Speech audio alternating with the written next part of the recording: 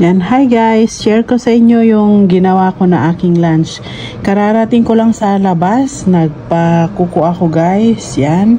At ayokong kumain sa labas para tipid, di ba?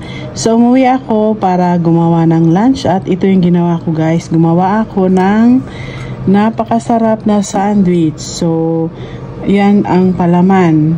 Dinagyan ko siya ng yung cube, yung Korean mayo, tapos mortadella cut meats, at saka yung marble cheese. Yan.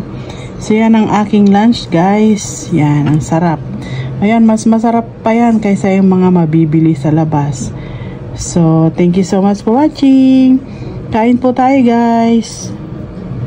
Kalimutan kong sabihin guys, ito palang aking tinapay ay yung whole wheat bread. O diba? Healthy tayo sa bread. So yan lang guys. Thank you.